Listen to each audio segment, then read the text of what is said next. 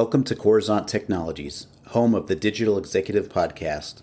Welcome to the Digital Executive. Today's guest is Dr. John Wensveen. Dr. John Wensveen is the Chief Innovation Officer, Nova Southeastern University, and Executive Director of the Alan B. Levan, NSU Broward Center of Innovation at Nova Southeastern University. He's responsible for overseeing a multi-million-dollar public-private partnership to support the growing entrepreneurial ecosystem by attracting and retaining industry-leading entrepreneurs, technology, sources of investment capital, and supporting resources to create a premier innovation center and technology hub. Prior to this role, John served as the Vice Provost of Academic Schools at Miami-Dade College, providing direct leadership and direction for the college's professional education programs. He was responsible for creating corporate relationships with local, regional, national, and international boards and organizations, and with the leaders of foreign governments, businesses, and non-governmental organizations. Well, good afternoon, John. Welcome to the show. Thank you, Brian. It is great to be here, and I look forward to our discussion. Absolutely. This is so cool. We get to get into some really cool things around innovation and science and the things that you're doing out in South Florida. So let's just jump right into it, John. You've got quite the career in academia, aviation and airlines, entrepreneur, a senior executive. Now you're the Chief Innovation Officer of Nova Southeastern University and the Executive Director of the Alan B. Levan, NSU Broward Center of Innovation. That's a mouthful there, but got that out. Could you share with our audience the secret to your career growth and what inspires you? That's a great question. So I promise it won't be a long story, but let's go back to the age of 3. I was born and raised in Vancouver, Canada. And when I was about 3.5 years of age, my parents decided to take our family on our very first airplane ride. And they dressed me up in a U.S. Air Force flight suit. I have pictures of this tan uniform with all the lapels and the wings and whatnot on. And as we were taxiing, it was a big bright orange 747. We were taxiing to the runway and one of the engines caught on fire and the airplane came to a stop and they had to deploy the slides and everybody had to evacuate the aircraft.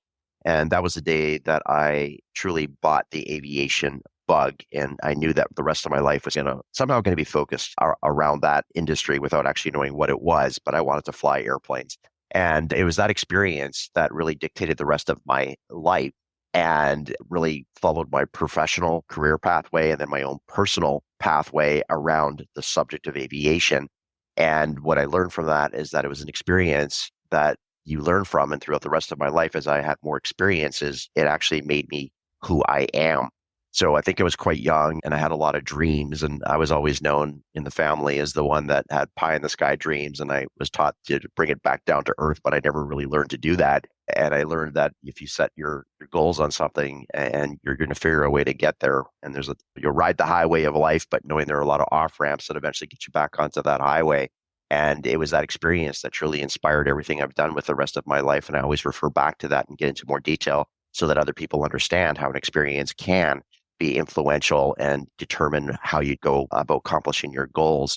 So that's what excited me. And I still learn from that every day of my life. And that really allowed me to chart a path around entrepreneurship and industry and academia. And in some ways, I'm rather unique in the sense that I've had 3 career pathways most of my life, and they all converged to put me in a role that I'm now in. And I don't think I would be as successful as I am in my role right now if I didn't have all of those trials and errors and successes, failures throughout those 3 journeys that brought me to where we are here today.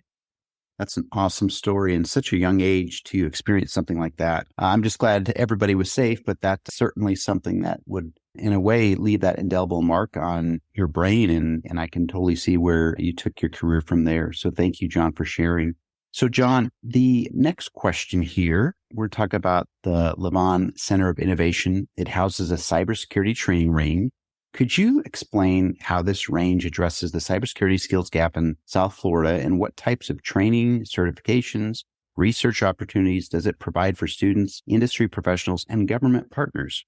Sure. In order to answer that question in a really good way with some meat behind it, I'll give you a little context. The role that I'm in right now, I've also been in this role for about 3.5 years now. And I was recruited for the position. The original concept, let's build an innovation center, but I don't think anybody knew what an innovation center was. And I walked into this 54,000 square foot cement box that literally was a shell and looked at it and said, oh my goodness, this is an opportunity to create the world's first theme park for entrepreneurs. And if we were able to do so, there'll be rides throughout this facility that had a return for all of the different stakeholders in what I will call a giant collision station. And my goal was to create the world's first model that figured out how to reverse engineer the success of an entrepreneur from the birth of an idea through the successful exit of a company, or maybe it was a global expansion opportunity that they were looking at. And in order to do that, we needed to make sure that we would bring in all of the tools and resources and networks under one roof so that in theory, you could go to one place, create an idea, build the idea, get your business off and running, scale it, and then eventually exit what you're doing. And within that, we realized that there were a lot of emerging technologies that were in play, those that we know of now, and a whole bunch of emerging tech that we don't even know of for the future. And then we said, well, if we say the future is here now, what are we going to do about it? Let's start doing something about that. And one of those areas is cybersecurity. And there are a lot of entrepreneurs that are finding that the barriers of entry into the world of cybersecurity are being reduced significantly compared to where they were. And it's a relatively new subject area in terms of how fast it's emerging. So it's still the Wild West in the world of cyber. And there are a lot of opportunities in the public and private sector. So the idea was to build a community resource for the South Florida market, really Miami, Fort Lauderdale, Palm Beach, but really as it's matured, it's the Southeast region of the United States, and in some cases working with Latin America, given that we're a geographic gateway or portal to North America with Latin American partners. And the cyber range is military grade. It's about 1,500 square feet, and it's the only range of its kind in this part of the country. And it's built in what I'll call a black box environment. It's built off of the grid from a network. It has its own independent network. And should anything happen in terms of something going wrong, it's contained within the black box environment. And it's been built to a level that it can be called a SCIF, which is a secure facility for government organizations, your typical 3-letter agencies over time, if you will, where you could do different types of research and applications. But the goal here on the training front was to provide new skills, upskilling and reskilling for the workforce and accelerate people in and grow them in the workforce because it's a desperate need and there's more and more job opportunities growing every year and the talent doesn't keep up with the volume of opportunities that exist. And then on the non-training side, it was more, how do you use this for R&D, grant-making purposes, or for simulation exercises? So we have the ability to do applied simulation exercises around emergency management scenarios, pen testing of simulations of your own infrastructure, of your own organization. We can do personnel assessment at all the different levels to make sure your cyber people resume and skills and credentials actually match what they're doing, or they may be non-cyber people and you're looking to assess their ability to be successful in the world of cyber when they need to. We also have created an interesting model where we look at the federal government definition of the 16 critical pieces of infrastructure like water grids, power grids, electric grids, shipping ports, et cetera. And we create simulated environments so that you can come in and assume that you're in a cyber attack and learn to be proactive and reactive in those scenarios so that when it happens, not if it happens, but when it happens, you are fully prepared to be able to combat that threat and manage to keep your business or your organization alive based upon the experiences that you've had here at the Levan Center. So it's relatively new and it's truly built to serve the public and private sectors, industry and government. And our first job is to create awareness and educate our community about what it is, because it is very futuristic in its application, and then get people in it to start using it, which we've now started to do. And it's quite amazing and one of a handful of such ranges in the country. That's awesome. And thanks for breaking that down. We're a tech platform, and so we talk a lot about cybersecurity and these sorts of things. So I appreciate the share. Sounds like a pretty interesting facility for sure. So John, let's talk about the Level 5 space dock. It's something that you guys trademark there. It's a research area for space exploration and collaboration. How does the Levan Center of Innovation's partnership with the Space Foundation contribute to the advancement of the South Florida economy? And can maybe you provide details about the Ideate and Incubate cohort programs offered through this partnership?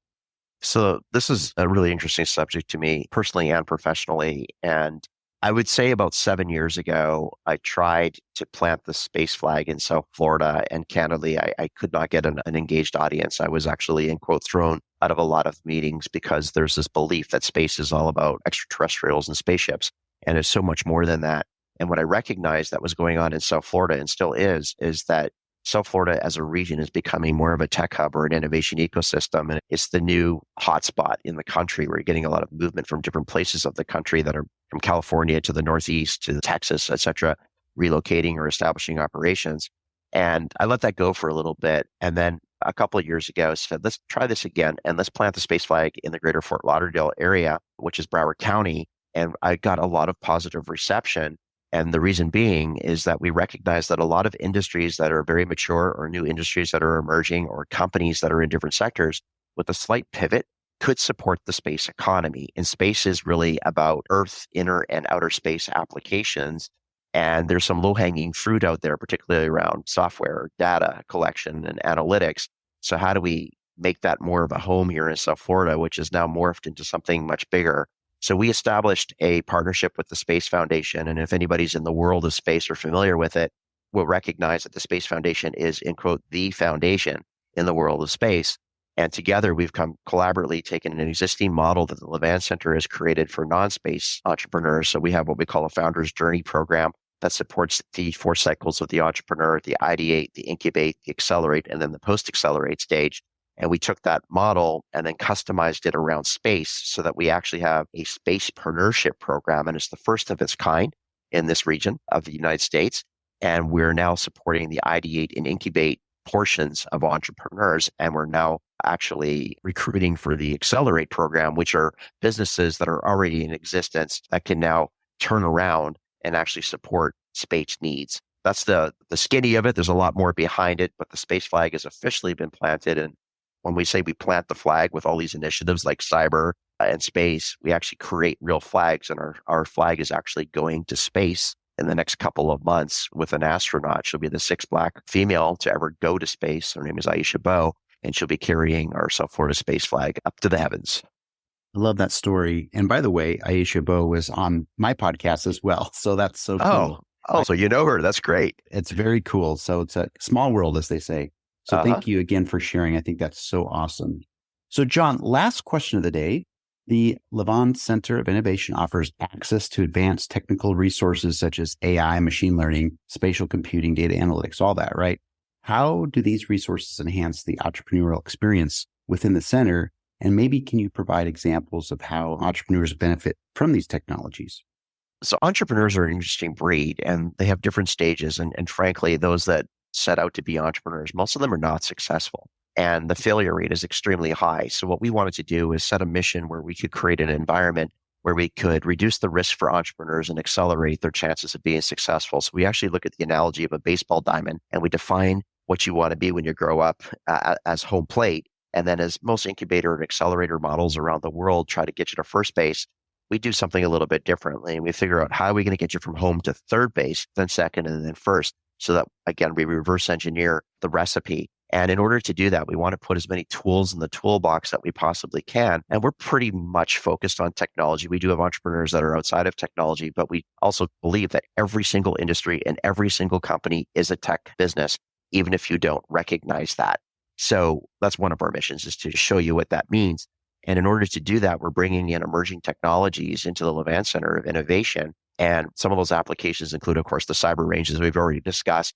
But we also believe that artificial intelligence is very impactful for the future. So we're creating an AI digital cities lab where you'll be able to come in and mastermind or master plan an entire city right down to the sewer pipe installation and do economies of scale, acts of God, emergency simulation responses, and a whole lot more. And this is a partnership that we have in place with Dell. And then we'll have a generic AI lab with all of the hardware and software, and a smart entrepreneur will figure out how to use those tools. And then we also are creating something called a volumetric capture studio. And most people don't know what VolCap is, but it's founded on spatial computing. And that's the other flag that we're planting. And this is a partnership that we have with Sony. And the idea here is that everybody believes that the future is holograms or avatars. And the reality of it, there's something more beyond that. And it's your digital twin. So we're building a lab, if you will, around volumetric capture, where you'll be able to walk into this black dome that has 72 cameras with sensors and the brightest white lights you've ever seen, and a green floor.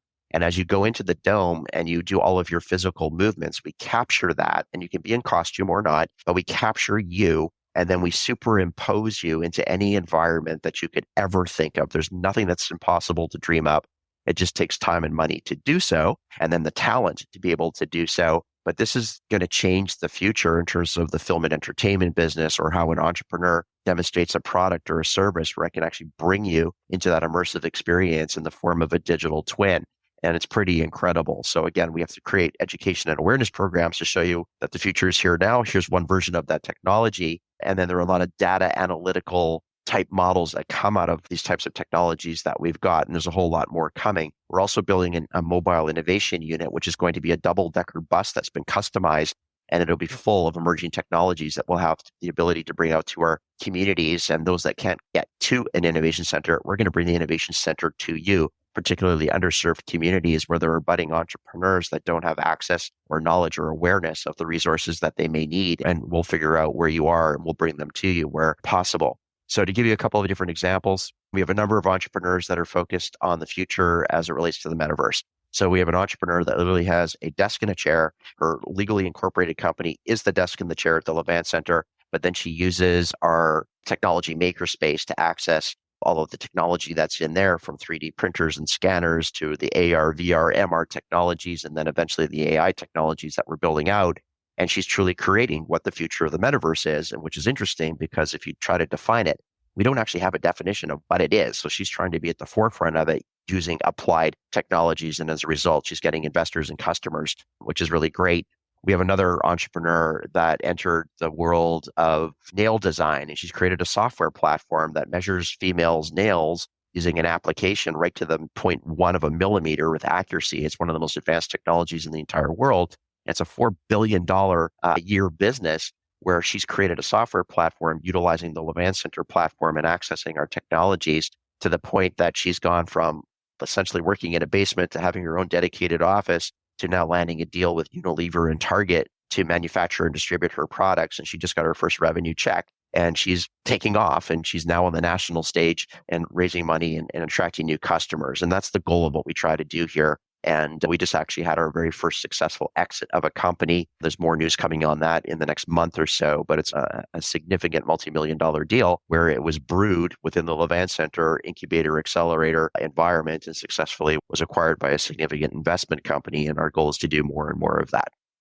That's awesome. And I appreciate you creating that environment so you can incubate and accelerate some of these amazing ideas and entrepreneurs and launch them into something that's going to help society become a better place. So thanks again, John. We thank you for the opportunity. And as always, we open our doors to anybody that'd like to come see it. So Brian, we'd love to have you visit whenever you're in this part of the world. Oh, I absolutely will. I do appreciate that. And John, again, it was a pleasure having you on today, and I look forward to speaking with you real soon. All right. Thank you again. Bye for now.